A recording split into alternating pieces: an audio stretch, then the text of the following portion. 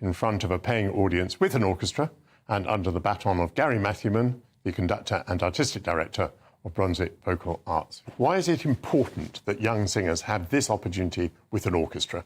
There's a gauntlet, if you like, that I think lots of young singers have to run between finishing the relative comfort of their conservatoire education and becoming firmly established as professional singers. Lots of the ones who show real verve and real promise and work really hard end up for a little bit too long being trapped in a kind of cycle of being the understudy. But some of them are ready to kind of go that extra mile and reach that next milestone.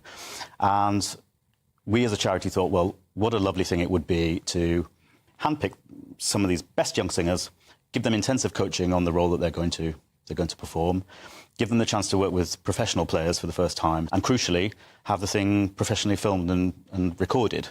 Because the first question all young singers are asked when they meet somebody influential now is, well, what's your website? Or you have coached the singer, coaching the singer either towards a recital or towards their performance, their part in an opera.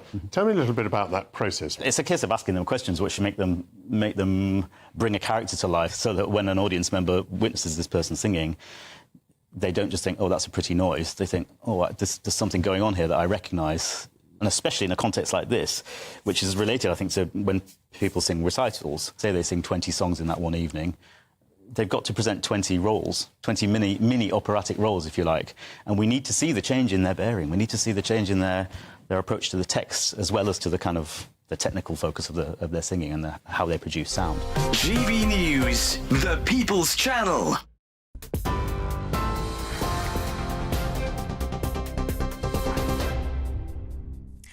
Good evening. The top stories from the GB newsroom. Hollywood actor Idris Elba will join the Prime Minister in Downing Street to launch a new effort to tackle knife crime. Elba, who's an anti-knife crime campaigner, will join Sir Keir Starmer tomorrow morning as he launches the coalition which aims to stop young people from being dragged into violent gangs. The coalition will bring together campaign groups, families of people who've lost their lives to knife crime, and young people who've been affected by it, as well as Elba and the Home Secretary Yvette Cooper. Ministers have already taken steps to ban so-called ninja swords and plan to strengthen the laws around the online sales of knives. In other news, today has marked 2 years since the passing of Britain's longest reigning monarch, Queen Elizabeth II. She was on the throne for 70 years and was beloved by the nation and around the world. Earlier today, the King and Queen attended Crathie Kirk Church near Balmoral, where the late Queen was a regular worshipper. They were there for a Sunday service with prayer and remembrance of his late mother, who passed at the age of 96. The Prime Minister has hit out at the previous government this morning, saying the NHS has been broken in ways that he called unforgivable. These comments come as a Labour-commissioned review into how children are treated by the NHS is due to be published in the coming week. Health Secretary Wes Streeting set out Labour's plan to tackle the NHS crisis. Reform agenda is about 3 big shifts out of hospital into the community. So we get the GP appointments that people need, the social care that people need, care closer to people's homes, better for patients, better value for taxpayers. It's a shift from analogue to digital, so we're not working with outdated systems and allowing the waste in the NHS to go unchallenged. And then thirdly, from sickness to prevention, making sure we're supporting people not just to live longer, but to live well for longer through good public health and prevention measures. Those are the pillars of Labour's reform agenda. And Great Britain finished runners-up in the Paris Paralympic medal table following a total haul of 124. The figure, second only to China, comprised of 49 gold, 44 silver and 31 bronze, with GB securing titles in 18 of the 19 sports entered. Britain ended today with 2 more golds and 2 silvers. His Majesty the King earlier sent his heartfelt congratulations to Paralympics GB and Commonwealth athletes for their numerous success at the Paris Games. And those are the latest GB News headlines for now. I'm Tatiana Sanchez. Now it is time for headliners. For the very latest GB News direct to your smartphone, sign up to News Alerts by scanning the QR code or go to gbnews.com/alerts.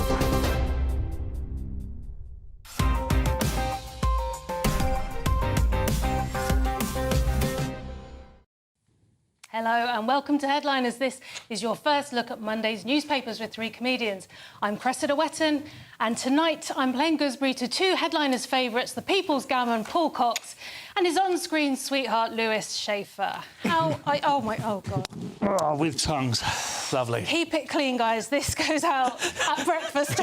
You're right, I did encourage that. Yes. How are you both? Great. Do you know what? Today, I had the best burger I've ever had, right? I got recognised at a mobile food truck.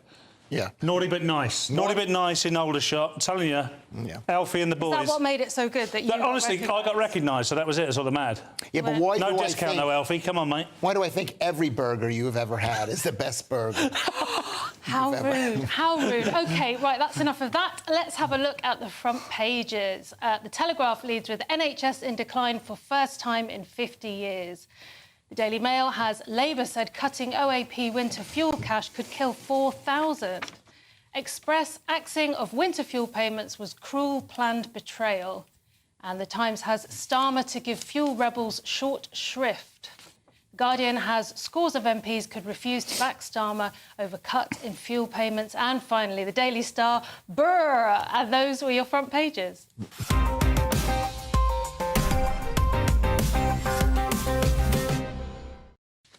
OK, let's have a look at the front pages, starting with the Daily Mail, Paul.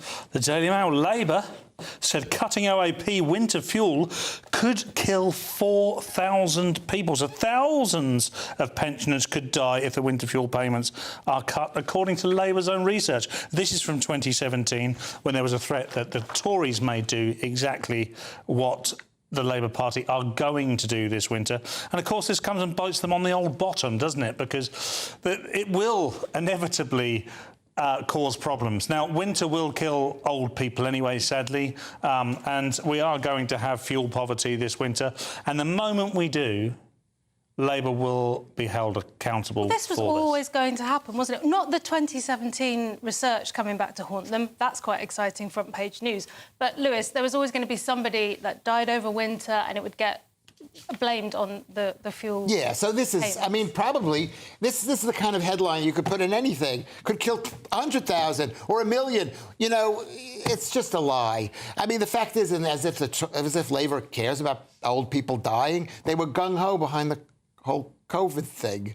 Can I say well, that? this is pre-COVID. This is 2017. They were doing their own research. I know, so... but are they going to do something about this now? The fact is that they gave out this money when people had money. I don't remember when they gave out, but it's been going on for like at least 10 years or whatever. They've given out this money, and the government doesn't have, even Labour government doesn't have the money to do this. So why should old people like me get £500 for Lewis, come on, it's going to the unions, the train drivers. It's not that there's no money at all. It's about choices, isn't it? No, it's people who are over. They have to be an old age pensioner, so they're not necessarily, you know, they're got to be over 66 years old or 68 years old. I mean, I understood some of what Lewis said.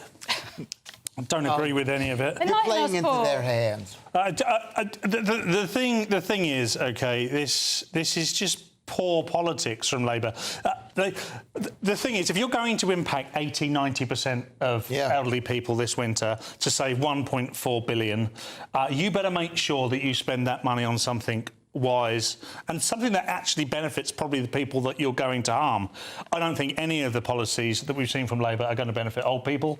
They dismiss old people at will. See you later. They concentrate on things like anything other than old people. They concentrate on the future, for instance, because they think they're going to save the planet with this money. Of course, they're not. They think they're going to save the NHS with this money. Of course, they're not. They're going to waste this money on vanity projects. Are you saying that this, because old people tend to be like white people, that this is racist?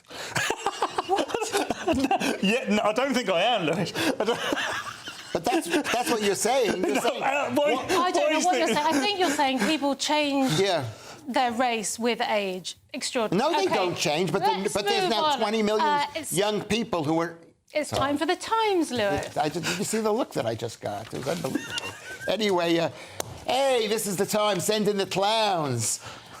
Send in the clowns to help children heal quickly. It's saying that there are people kids who are in the hospital with pneumonia, and they basically scared them to health by bringing in a clown, and clowns made them stay less, up to like 40-50% less time in the hospital. This also sounds like a story you've just made up. Paul. Yeah, Any it does thoughts sound like that. on this? But this was don't laugh. This is serious. This is not serious. This is serious. The solution to the NHS is clowns. Brilliant. Yeah. Well, it's also saying that this took place in Israel, and people are not that happy with what Israel is doing, and so in a way, Israel is joking with people who have pneumonia. Meanwhile, there are other people who are not being joked with. Finished it. He finished it. I don't know what it meant, but he finished it. One thing I would say is clowns are anti-comedy. No matter how ill laughter is the best medicine. I think we can all agree with that. Dr. Lewis certainly would. No, it isn't the best medicine. Okay, you contrarian sausage. But this is not going to help anyone, is it? No wonder people left hospital early. If a clown came in, no matter how much pain you're in, you say, do you know what? I'll sort myself out at home. That's my initial feeling, Paul. I mean, I know there have been studies that look at things like healing touch. You know, that thing where they don't actually touch the person, they just put their hands near them. Transfer energy, and apparently that gets... Sounds like an excuse in court. I can't believe people think it's real, but it's a real thing, and apparently it produces better recovery rates. Is it to do with attention? You like attention, Lewis. This is about that. It could be that, or it could be the Ronald Reagan joke that I saw on YouTube or Twitter, or whatever it is, where a guy is driving his horse, and he's driving to town with his wife and his food and whatever, and there's a horse cart, and a car hits him and kills the animal. They're in a mess, right? Or whatever. He doesn't kill the animal, and so the man comes over, and the man. Oh my God, it's going to be too long for the story. It's already way too long. Just get to the end. The end is the cop comes over. The cop comes over and asks the man, "Are you hurt?" And the man who's driving the car says, "No, I'm not hurt. I'm feeling fine." And they asked him in court, "Well, why did you say you were feeling fine when you were severely not hurt?" And the man said, "Well, the policeman went over to my horse, and I saw him shoot the horse, and went over to the cows that were in the back and shoot the cows dead. So when he came to me and asked me how I was feeling..." This is a Ronald Reagan. He told me that. Lewis Schaefer, professional comedian. Why is that funny? That's not funny. Follow him on Twitter. OK. I'm bringing in the clowns. Let's go back to Paul with the front page of The Telegraph. How am I supposed to do these stories with him? NHS in decline for the first time in 50 years, which is brilliant, isn't it? Because they're saying it's good news. It's saying that the NHS is no longer just bad, it's progressing backwards, which is great. I hope it gets to about 1985, which was the last time I saw my bloody doctor. Is that true? It's ridiculous, that's 40 years ago. Well, no, it isn't, obviously. I've been kept alive by medical science. This is basically a news story. He's just lying to the people. We didn't go to the doctor in 1945. Obviously, because people are getting more and more unhealthy. Because they're eating carbs, they're eating sugar, they're eating plants. They should just stop eating plants. You want to be healthy, you want to save the NHS, you want to save your own life, you want to fight for Team Britain, to be strong for Britain. Of course the NHS is getting worse. People are getting more and more unhealthy as Team World pushes this whole soy-based garbage. So you definitely read that one, Lewis. Let's finish up with the Daily Star, please, Lewis. This is the Daily Star. The Daily Star. There goes summer as floods give way to an autumn freeze. Brr, brr. It shows people being cold. Why is it getting colder? Is it global cooling? Is it the climate change? No. It's September, which is generally cooler than August, and October will be cooler than September. It's fall, or what do you call it? How can you have been here 20 years and you still think that the seasons will happen in the right order? They generally do. There's not much of a change in this country. It's miserable. It's very cold, but that's just the people. The people are endearing stuff, Lewis. Well, because they know it's not a warm country. It takes a long time. I think it's not been warm to you. I think you've met a lot of frosty receptions from people. Everybody. It's usually his jokes that do it. Do it. Yeah. No, they didn't like me in New York either. But the truth is, it takes a while to get to know these. But once English people like you, they really like you. That's what's great about them. They really like you. Well, I look forward to that. Paul, any thoughts on the weather? Well, the weather, it's outside, and it's outside. That's the thing about the weather. It's always outside. I don't think the fact it's going to get a bit cooler in September and it's rained most of the summer. Feels like basically we could cut this now and just play it again next September, and it'll be just as relevant. There is, you know. That's what I've said. That's what I've said. I've said it's. He didn't it's say September. it is relevant. He said it would be just as relevant. Which is irrelevant. This is the Daily Star, which is. And it's Boffins have come up with this. Have some and it's respect. got a picture. Eamon, what's his name? Eamon Holmes, which is our guy. He's made the front page. He's 64 years old. He's in a wheelchair. Look at how great I look. He's a lovely guy. I haven't met him, but he's on in the morning. We're on at night. He is on in the morning. So maybe he's not going to hear this, but he's got a 42-year-old. You might do now, mate. 42-year-old. He's having a lovely holiday. OK, that's the front pages looked at. Join us after the break for Keir Starmer becoming less popular with pensioners, savers and parents. And we'll be hearing Donald Trump's latest plans too. See you soon. This is GB News, Britain's news channel. More than half of people aged 50 and over feel happier from having a friendship, and 46% feel a sense of belonging too. Tomorrow is the start of Friendship Month. The Oddfellows, a non-profit friendly society that provides older adults with opportunities to create new friendships, is now inviting more people this September to join their local groups and expand their friendship circles through giving a taster activity at local community centres. We're joined now by Jane Nelson, who's the CEO of Oddfellows. Good morning, Jane. Thanks for joining us. As someone in my mid-30s, I've even noticed as well that my own friendship group has diminished over the years as kind of, you know, people get married and have kids and they kind of drift apart and don't make time for each other. How important is it to have friends separate to your family? What benefit does that bring you? As you do get older, you do lose friends for a variety of reasons. Either you lose touch or they have an illness or they pass away as you get older. The stats show that people love spending time with their friends. It always takes somebody, doesn't it? Somebody's got to make that first step to send a text to say, do you fancy meeting up for coffee or do you fancy going to the pub or whatever the arrangement's going to be. But sometimes somebody always has to make that first step and text or phone.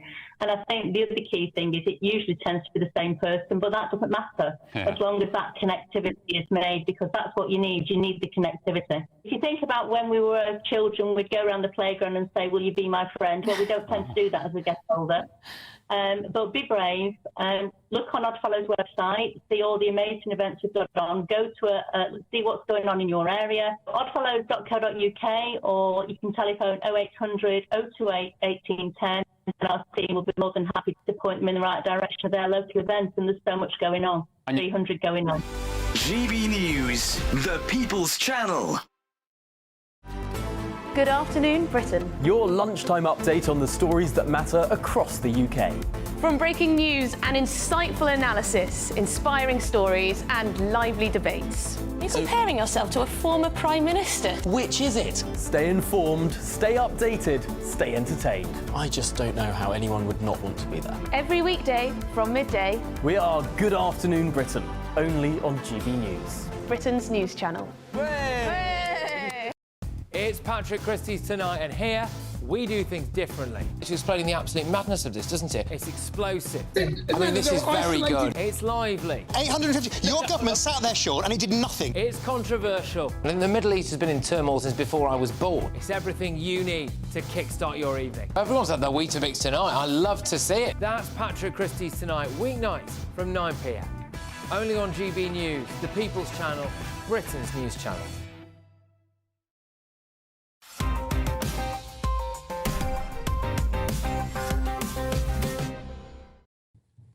Welcome back to Headliners, your first look at Monday's top stories with me, Cressida Wetton, still joined by the meat feast that is the People's Gammon, Paul Cox, and the People's Silly Sausage, Lewis Schaefer. Nice. I like that. That's better.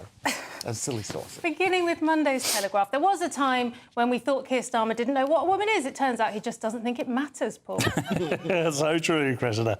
Labour won't close biological sex loophole in Equality Act. So the government will not carry out forward plans to rewrite the Equality Act of 2010 that were aimed at protecting single-sex spaces.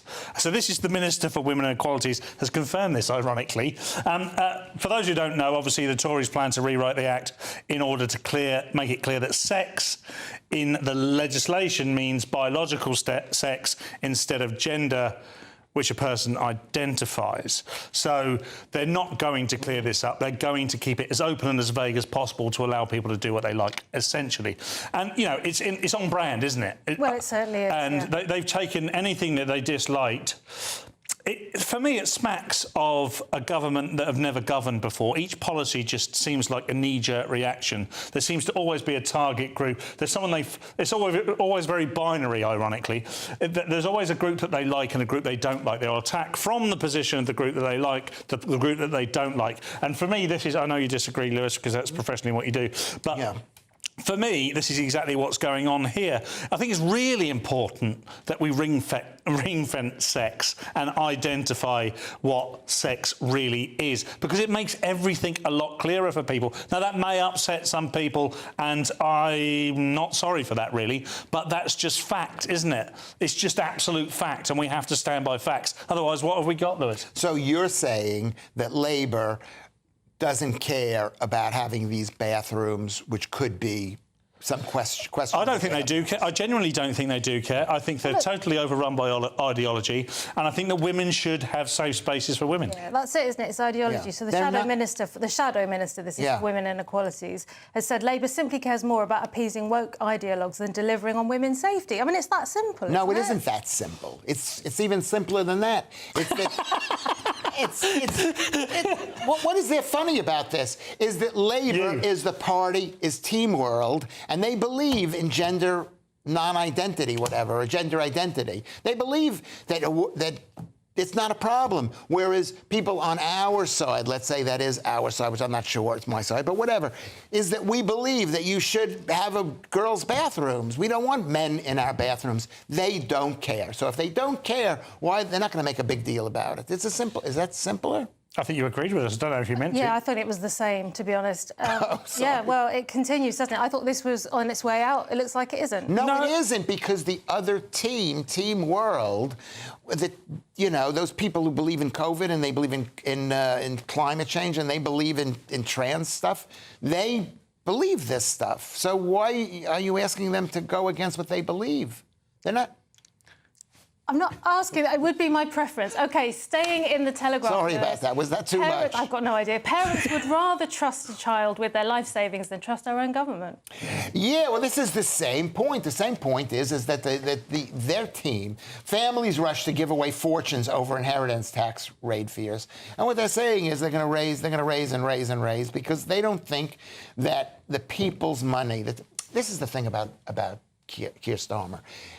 He's a lovely guy. He seems like a very nice guy, but he thinks he's better than everybody else. And that's the thing about the left. They think they can do better job spending my money, the little money that I make, spending your money, making more money than I make, whatever it is, that they think. And so what they're going to do is their budget's coming out in October, and it's going to take more and more of our money away from us. So they're saying that the people are saying we got to figure out how to spend the money before Labour gets a hold of it. Yeah, OK, so you're quickly getting rid of your millions. Paul, what do you make of it? I always think that inheritance tax, particularly to the nth degree that Labour will take it, is robbing the future to pay for today's scornful Labour policies. I genuinely think it is robbery. I mean, this is money that people have accumulated. So if you basically, in order to keep taking it the way they do, you have to dislike the fact that they have this money or have accumulated this money in some way. And that, and they create an image in people's minds that this is very rich and very wealthy people. It's not necessarily, particularly given the housing price booms of the last couple of generations, which means that people that were working class or middle class, aspiring in any way, have been able to generate a small wealth for themselves to pass on to the future of their families, to give them a better life, and this is taking it away. And I think Labour are trying to create this in order to justify the way that they're going to spend this money. For me, it's... Well, of course, they would say it's wealth redistribution, wouldn't they? They say that they've got a black hole from the Tories and that they need to do this so they can go to poorer people. But it does disincentivise people, doesn't it? But that's what Labour does. You're acting all surprised at this thing. That's what Labour does. They think they know better. They're going to take away people's money, and they're going to, it's like what Margaret Thatcher said about this, which I forgot. But there's when they run out of, it's like it's all. Oh, it's very easy to run out of other people's money. Other people's money, and that's what they are doing. And I'm not saying we shouldn't have elected them, because the Tories were basically doing the same thing. They were raising taxes and taking people's money, and they weren't doing a better job of it. You need to have a political party who cares about the family, the country, family and the country, and maybe your. We know Labour are going to come hard. Is that my tie? It is your tie.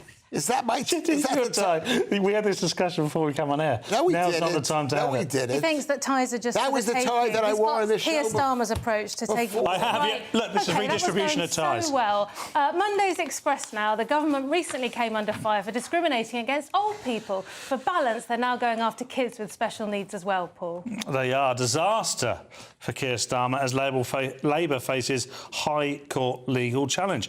So the policy, a key element of Labour's tax proposals, which we've seen, this 20% or VAT on private education, is under threat as lawyers argue it discriminates against children with special education needs, SEN, for those who are familiar with that. And it's true. Many people are under the impression that the children that are going to these private schools are going there because their families are wealthy.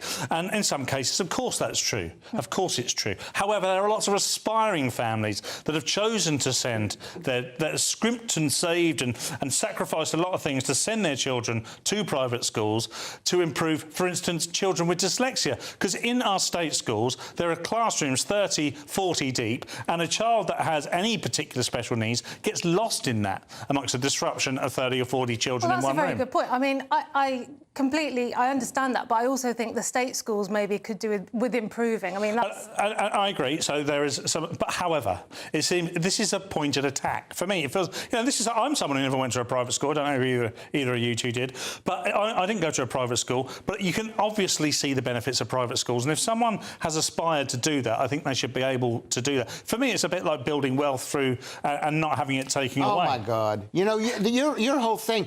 People have to rethink things completely here. Is that this is just 20% tax that the government is taking away, charging people from an already high amount that they're charging the people. And the people that they're charging, those kids who are going to school, their parents still have to pay into the tax system, which is going to other people to send their kids. The whole thing is not...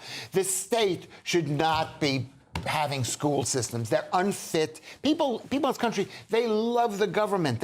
Whatever you call it, not the government. In American, we call it the government. They love the state. They think, oh, my God, the state can do a good job with the schools. They can. I wouldn't trust my kids to go to school, just as I wouldn't trust my kids with the NHS. I wouldn't trust my kids with anything that the government has because it's run by people like Keir Starmer. OK, well, for a bit of pushback, I really enjoyed my GCSEs, and I'm glad I've got them.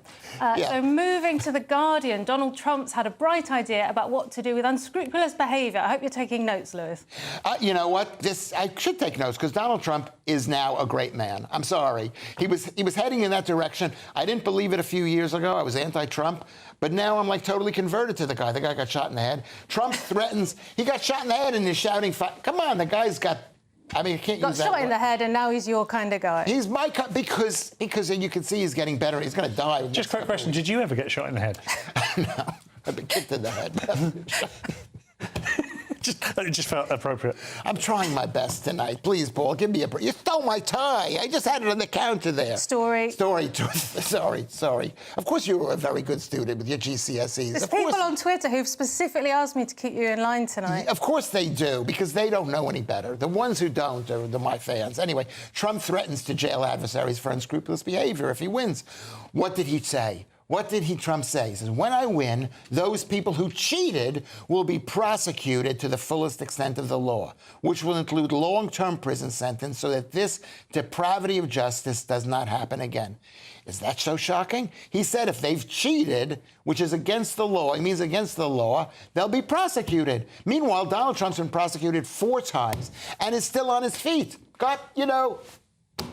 Well, he's it is the in man. The Guardian, isn't it, Paul? I mean, they have a history of not being big Trump fans. God love The you've Guardian. I noticed. mean, this is unbelievable, really, because this language is quite tame in comparison to the language that they've supported from the Labour Party when they've talked about things like the full force of the law against rioters in this country. Yeah. They have absolutely backed and supported Keir Starmer's sending people to prison for 3 years for saying the wrong thing on the internet. And now, all of a sudden, they're clutching their pearls at Donald Trump. Oh, Donald is saying something. It's honestly, The Guardian are hilarious. This is the one reason I'm glad there's still a publication, because when stuff comes like this, it must be so difficult for them to write. Yeah. They must, if it's like they should do it in front of the mirror.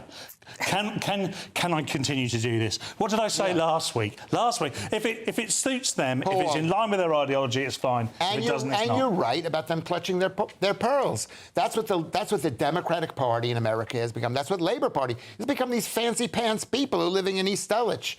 They're just, you know what I mean? Specific. Yeah, he doesn't like East Dulwich. That's the end of part 2. Come back after the break to hear about high rates of guideline breaches at the BBC, high rates of transition in celebrity children, and highly inappropriate plans to weigh kids at school. See you in 2. Hello there, welcome to your latest GB News weather from the Met Office. Low pressure has been in charge, bringing heavy rain and thunderstorms, some localised flooding. It does stay unsettled next week, but the winds turn to a northerly direction and it turns increasingly cold, particularly by the middle of the week. Low pressure at the moment, still giving outbreaks of heavy rain across southeast Scotland, northern England, down into Wales, parts of the Midlands as well. Thundery showers across the southeast. And as we head overnight, this all slowly pushes its way eastward. Still some heavy bursts of rain possible. Drier across Northern Ireland and Scotland with a few showers here. Under the clearest skies across Scotland, temperatures dipping into single figures. Elsewhere, under the cloud and rain, holding up around 12 to 14 Celsius. So much of England and Wales starting quite cloudy, outbreaks of rain, but clearer skies across Scotland. A few showers across the Highlands and Islands, but some bright spells elsewhere. Still some thicker cloud across the southeast with some patchy rain in places. Bright skies across Northern Ireland to start Monday morning, though rather cloudy across much of England. Those sunny spells starting to develop across Wales and the West Country first thing on Monday morning. And then through the day, the bright spells across the west just slowly start to push eastwards. It does mean, though, central eastern parts of England staying cloudiest for longest. The cloud thick enough for some outbreaks of rain at times.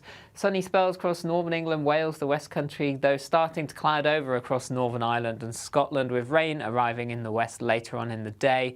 Temperatures cooler for all, generally near average for the time of year, 16 to 18 Celsius, perhaps locally 20 towards the southeast.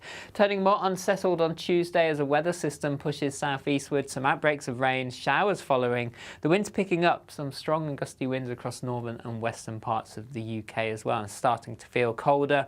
And that cold theme continues through the week ahead as well. Temperatures falling below average for the time of year. See you soon. I'm Christopher Hope. From pop stars to politicians, I'll interview anybody in a pub who's got a political opinion. Join me every Friday on Spotify, Apple Podcasts, YouTube or gbnews.com, or wherever you get your podcasts. This is GB News, the People's Channel.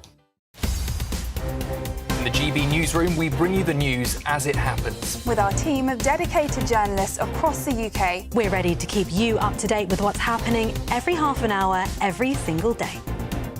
Bulletins here on GB News. The People's Channel. Britain's news channel. Every Saturday, 10 till 12, we'll bring you all of the news that you need to know. We'll also remind you that there is so much to smile about. It's my favourite time of the week. I get to relax, enjoy some light-hearted stories, and let Ellie teach me about fashion too. That's Saturday Morning Live, every Saturday, 10 till 12. Only on GB News, Britain's news channel.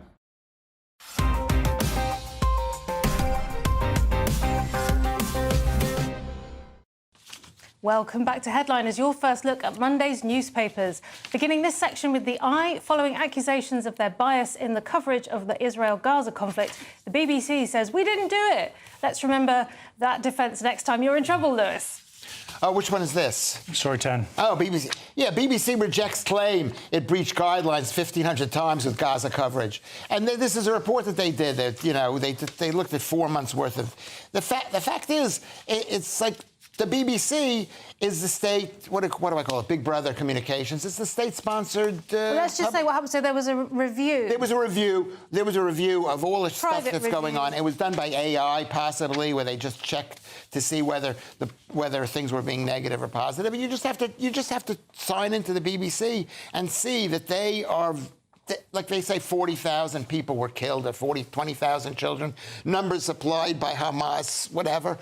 The Palestinian Health Authority. It's not exactly... So you're saying that regardless of the AI results and how many times they use genocide with one side or the other, you're saying that because of the way they reported events, you think there's a bias at the BBC? I think that there's a bias. I think everybody thinks there's a bias. There's always been a bias, and the fact is... The BBC doesn't think there's a bias. Yes, they do. Of course, they're liars.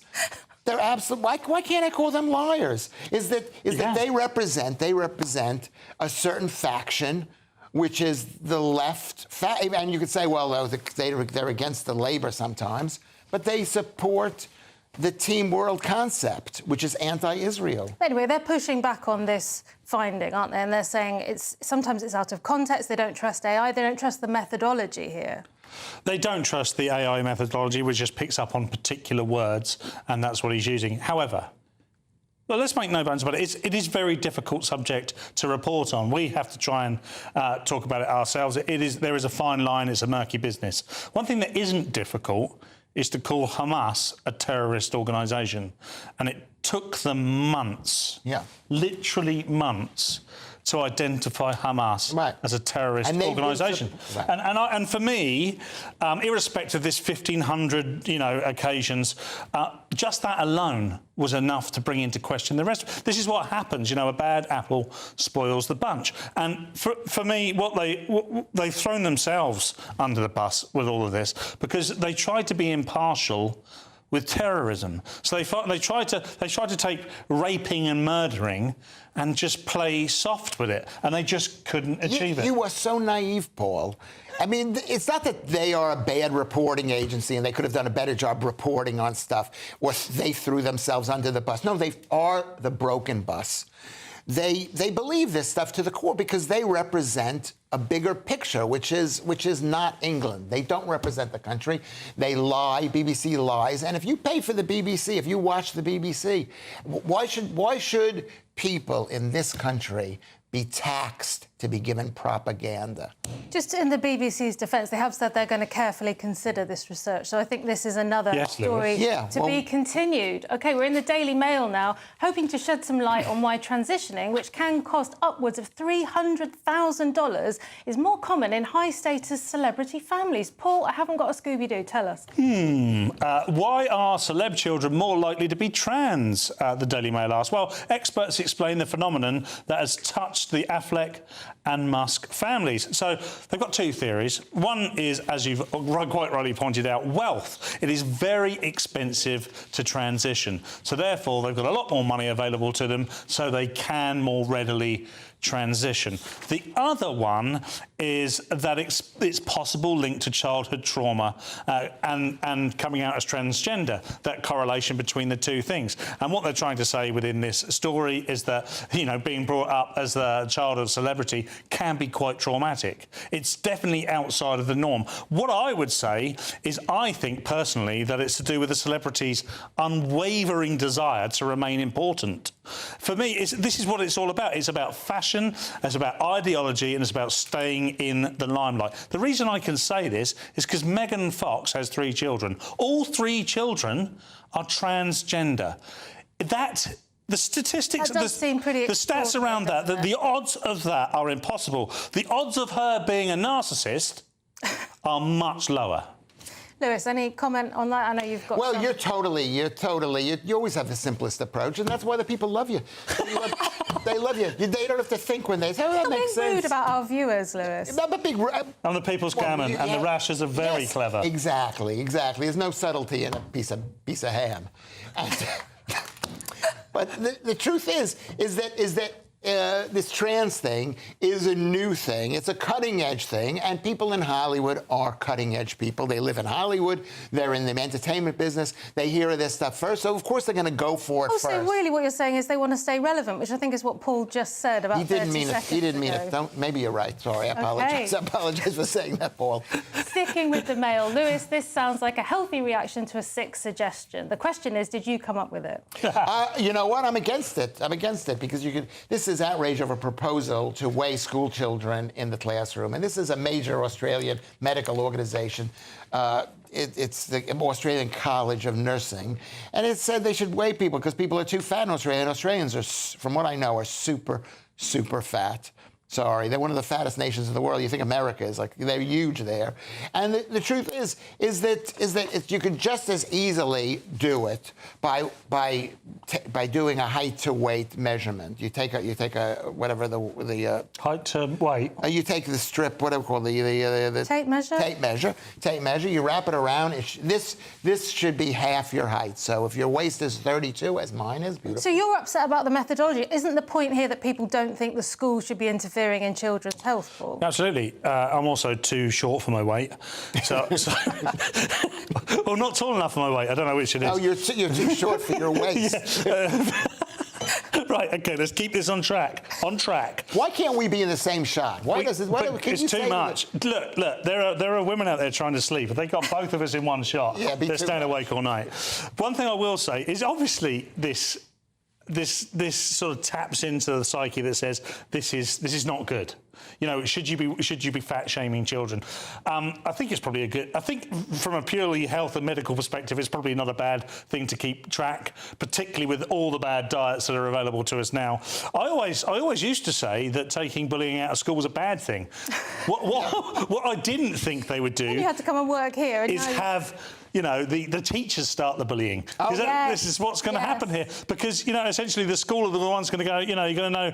I mean, one thing they're not saying in this story is that they're going to weigh people in front of the class. That would be madness. Imagine that. But very, very effective. I wouldn't have a teacher do anything. They are completely... I don't want to say anything about their promiscuity and their lack of... whatever. I don't want. You covered this earlier in your homeschooling opinions. Yeah, exactly. It's the same thing. I don't want the school, which is state-run, to tell my kid that he's fat. I mean, not when you can do it. Yeah, when I can do it. Yeah, exactly. You can do it on TV. Maybe call the teacher and say, "Hey, we think your kid is fat," and shame the teacher, shame the student, the parent. Okay. The parent. Moving on. Only faithful dogs and English persons go out in the midday sun or listen to guidance from the UN. Paul, this is in the Mail. Oh, here we go. UN agency told staff not to say Englishman or man's best friend in latest crackdown on gendered language. Where have we seen all this before? The Geneva-based World Intellectual Property Organisation, sounds terrifying, which protects trademarks and patents globally, has also vetoed masculine terms such as forefathers and brotherhood of man. Now, of course, this is just playing right into our hands. It's playing into our audience's hands. Of course, we don't think that these things are good. I mean, prescribing speech is authoritarian. There's no two ways about it. I mean, the word Orwellian has been bandied about. I'm bored of thinking it. It's incredible. I mean, if you are offended by man's best friend, then you're probably the sort of adult that still likes to be breastfed by their mum. But you know what? The answer to this question, Paul, is in the title, World Intellectual Property Organization. It's the world. Anything with the world except the World Series is completely horrible. You should never listen to anything. And the World Series was just for the American teams to play in. Yes, okay. They mislabeled it, but the World Series is good. And so as my father, who was a member of the World Intellectual Property Organization, because yes, he was a patent. So I've now offended you. Yeah, you did. Thank God for that. It's taken me 2 years. He was a patent attorney. It's just natural. Over time, words change and they deteriorate or they get better. You can't use certain words. I can't even say what those words you can't use. No, you definitely can't. It's obviously about the acceleration, Lewis, as you well know. Taking us to the break, we've got Lewis talking about schoolgirl skirts, and this doesn't make me nervous at all. This is in the Telegraph, Lewis. It makes me nervous, too. School accused of degrading girls after lining them up for 2 hours to measure their skirts. This is a place called Ride Academy in the Isle of Wight, and they spend 2 hours measuring their 70 female pupil skirts to enforce a new uniform policy. And if this, and I don't know whether this is a state school or not, but if it's a private school and the parents voted on this or agreed to this, or they knew about it when they sent their kids to that school, this is not an issue. You pair a school, if you're going to have a school, and the school says, we're going to measure your kid to make sure they're not being all slutty. You know. Apologise for that language. It's not the choice of words I would have gone for. But is that on the list of a bad word? I don't know. I think it might be. We don't have time now to discuss it. I think this is, yeah. I mean, it's quite an exciting headline for quite a reasonable story, really, isn't it, Paul? Do you know what? When Lewis started making his point, valid point. I'd imagine the rest, I'll leave that for our legal team to decide. But the thing about this is, I'm sure this is part of the school uniform. I'm sure it's prescribed and all the parents know that skirts or dresses or whatever should be at knee length, and these weren't. And I mean, the idea of standing all the girls in the school up for 2 hours and then measuring their dress does sound a little bit S&M. But only the way you're thinking about it. I think they just had a lot of people to measure. And they maybe weren't waiting in a queue or something. Well, we are stuck between two worlds now, aren't we? That's a very old-fashioned way of looking at the world. Uniforms are important. Everyone looks the same. Everyone feels the same. On the flip side of that, we've got a government that says you can be whatever you like. Whatever you like. You know, you should have your dress long if you're transgender, to hide your testicles. Oh, my goodness. OK, time for a break now. But join us in the final section. We'll be discussing how to cope with climate anxiety, how to quit your job, and what Jesus really thought of traditional family values. See you soon. This is GB News, Britain's news channel. EasyJet is launching a new recruitment drive focused on attracting cabin crew members over 50 and those even considering retirement. Well, the initiative is called Returnships and is inspired by research that suggests that 75% of people over 50 years old believe that now is the ideal time to embark on a new career. Joining us now to discuss what it takes to embark on a second career as cabin crew is Helen Williams. Good morning, Helen. Hi, good morning, Helen. Welcome. Just touching down in our studio. It is. I've had a few days off and now I'm here. So you are now cabin crew. I am. What inspired you to get into it? What did you do before? How did it all come around? Oh, so when I graduated, I took an office job with my grad scheme, and that job lasted 6 months, and I started working for a European carrier. I did just over 5 years at that European carrier and had an absolutely fabulous time. I then went on to a wet lease operation with an Irish carrier and another mainline UK carrier.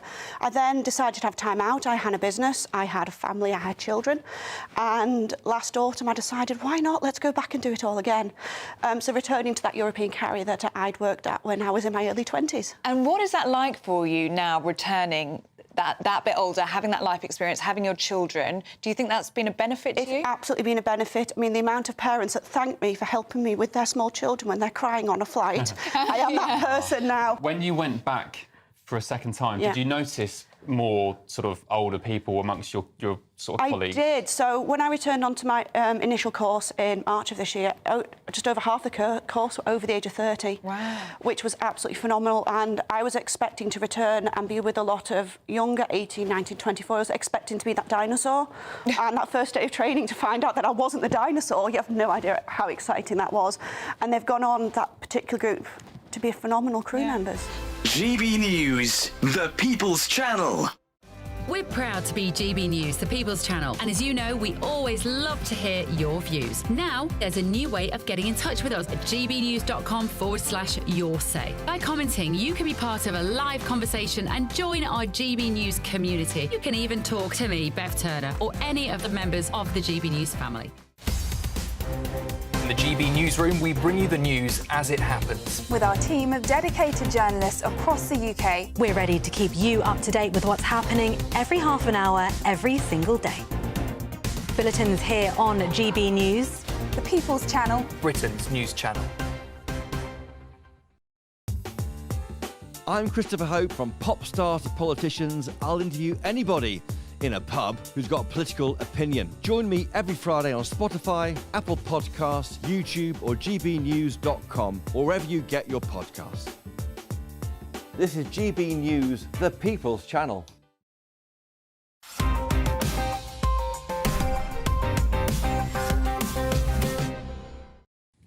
Welcome back to the final section of headliners, starting with the Daily Mail.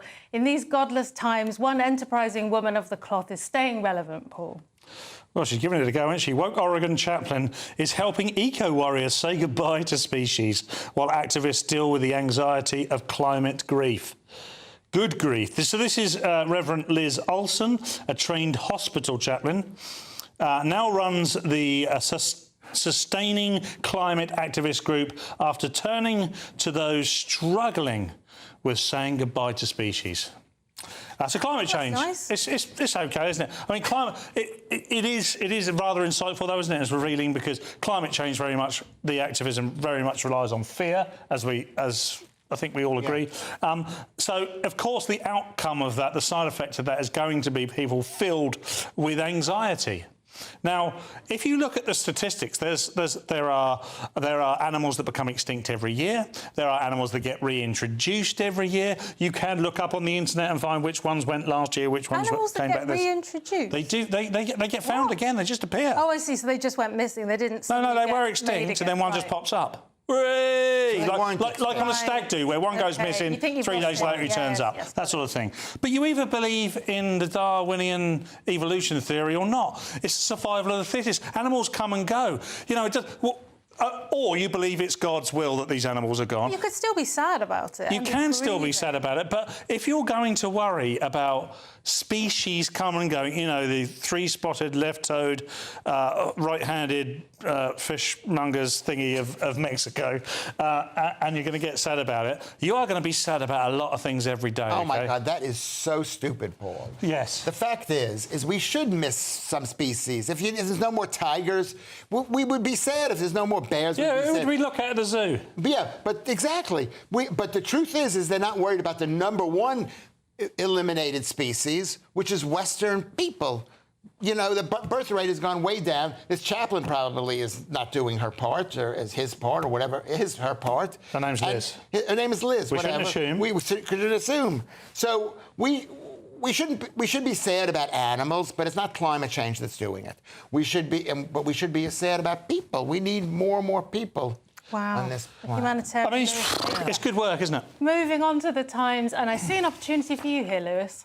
It's scary to quit your job in Japan. These firms will do it for you for a fee. And this is this company that, you know, you want to go and tell your boss, you know, you can just go to hell, take this job and whatever. Can I use the word say that? Just did. I didn't say it. What you got to do is think that before you say that. So come on, what happens? This is people in Japan who, particularly young people, isn't it? They're paying 120 They don't want to go through the procedure of giving their notice in and facing their boss. Because they have a bully boss. And this was quite interesting because it's one of these stories in the time, whatever it is. It says she was afraid to face her female supervisor who was a bully, like you were to me.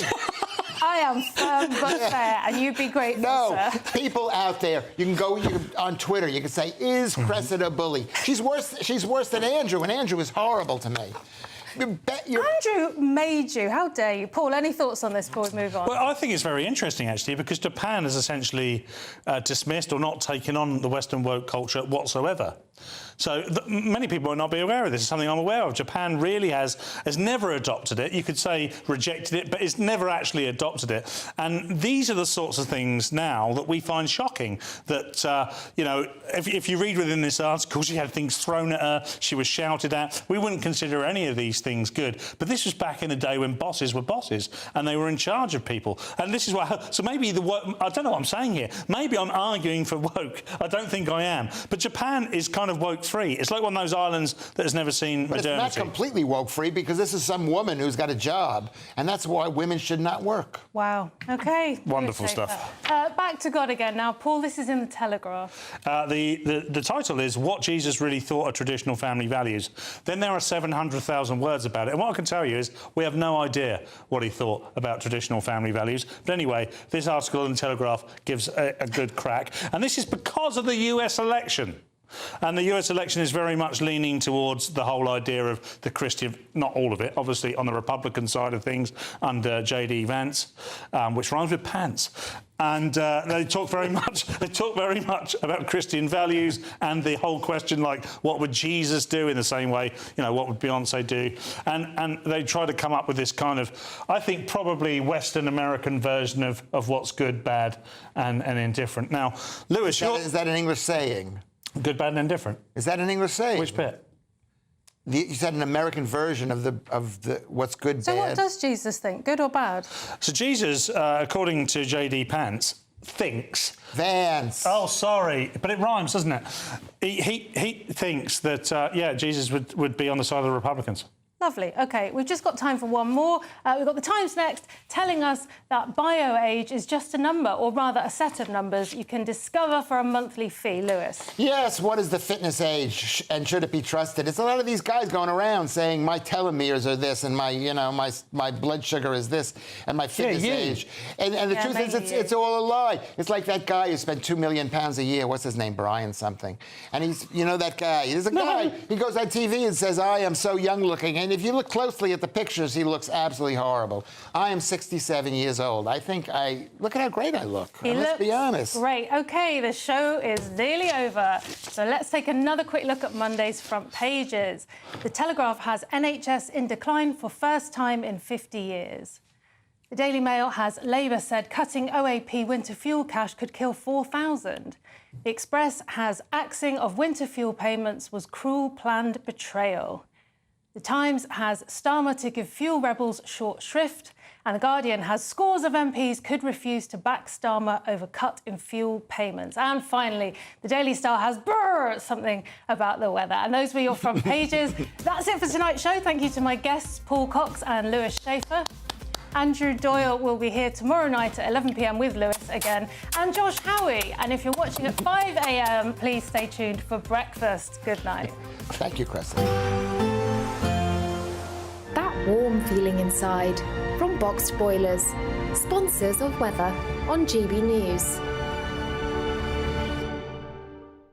Hello there, welcome to your latest GB News weather from the Met Office. Low pressure has been in charge, bringing heavy rain and thunderstorms, some localised flooding. It does stay unsettled next week, but the winds turn to a northerly direction and it turns increasingly cold, particularly by the middle of the week. Low pressure at the moment, still giving outbreaks of heavy rain across southeast Scotland, northern England, down into Wales, parts of the Midlands as well. Thundery showers across the southeast. And as we head overnight, this all slowly pushes its way eastward. Still some heavy bursts of rain possible.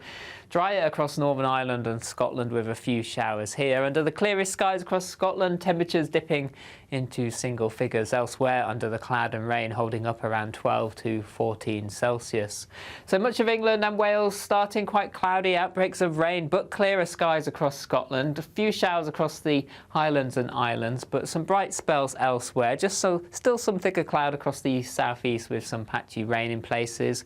Bright skies across Northern Ireland to start Monday morning, though rather cloudy across much of England. Those sunny spells starting to develop across Wales and the West Country first thing on Monday morning. And then through the day, the bright spells across the west just slowly start to push eastwards. It does mean, though, central eastern parts of England staying cloudiest for longest. The cloud thick enough for some outbreaks of rain at times. Sunny spells across northern England, Wales, the West Country, though starting to cloud over across Northern Ireland and Scotland, with rain arriving in the west later on in the day. Temperatures cooler for all, generally near average for the time of year, 16 to 18 Celsius, perhaps locally 20 towards the southeast. Turning more unsettled on Tuesday as a weather system pushes southeastward. Some outbreaks of rain, showers following. The winds picking up, some strong and gusty winds across northern and western parts of the UK as well, and starting to feel colder. And that cold theme continues through the week ahead as well. Temperatures falling below average for the time of year. See you soon. A brighter outlook with Box Solar, sponsors of weather on GB News.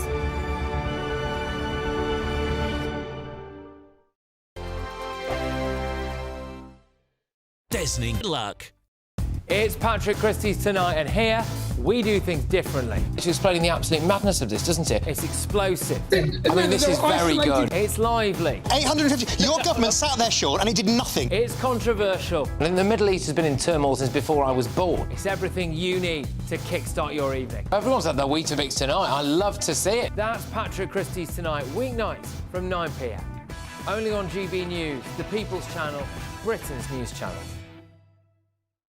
Hi there, I'm Michelle Dewberry and I'm going to take a second to tell you all about my show, Dubes & Co. We start off with the issues of the day. We then bring in both sides of the arguments. We get rid of the disrespect. And then you throw me into the mix. And trust me, I'll tell it exactly how it is. And then, of course, the magic ingredient, you at home. We mix it all together and what have we got, in my opinion, the best debate show in town. Monday to Friday, 6 till 7 on GB News, Britain's news channel.